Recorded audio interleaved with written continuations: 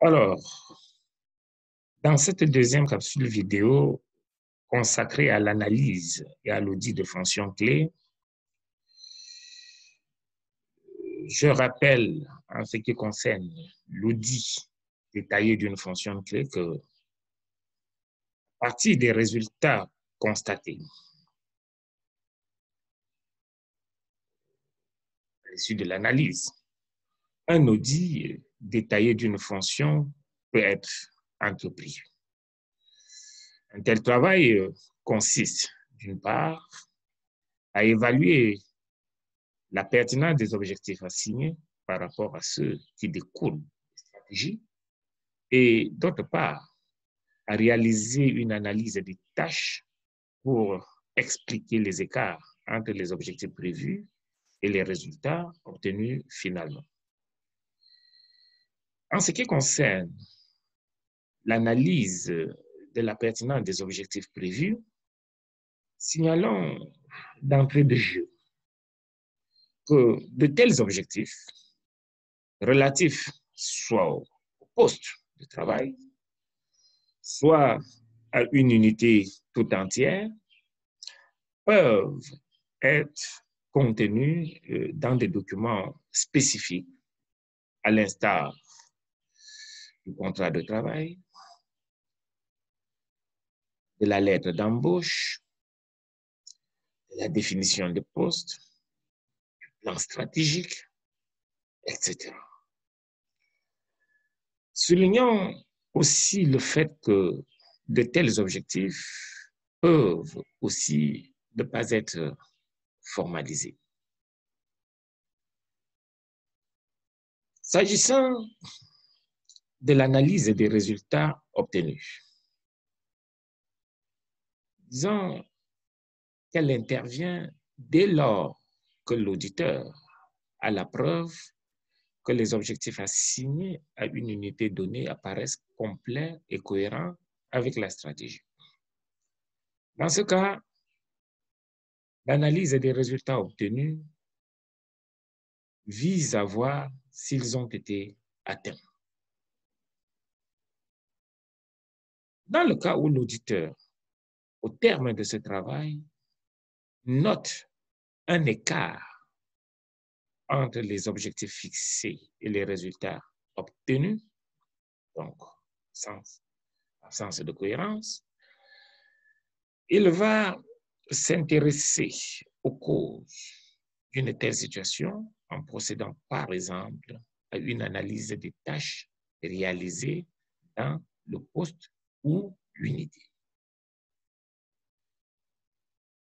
L'analyse des tâches, parlons-en,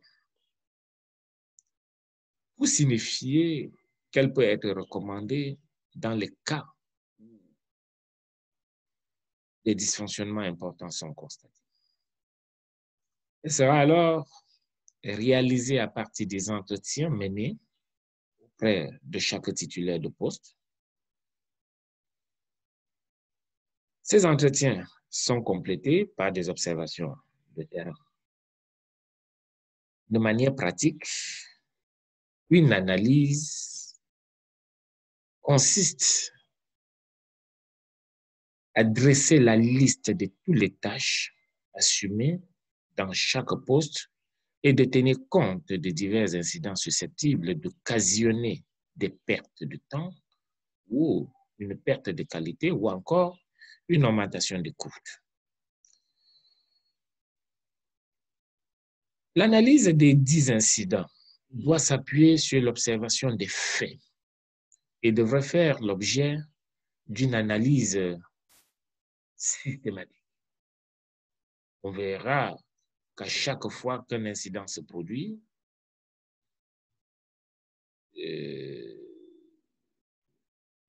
s'assurer qu'il est consigné dans un support physique ou numérique sur lequel est précisé entre autres la date à laquelle il s'est produit, une brève description de l'incident et une appréciation sur les conséquences directes que l'incident en question, n'est-ce pas, pourrait entraîner.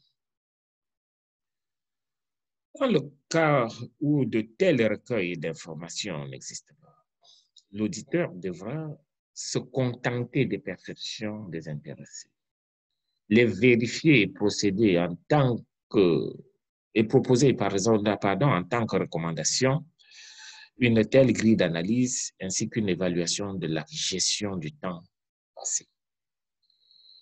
Lorsque plusieurs postes de travail sont concernés, une synthèse doit être établie. Cette synthèse montrera la répartition des activités entre personnes pour la fonction considérée.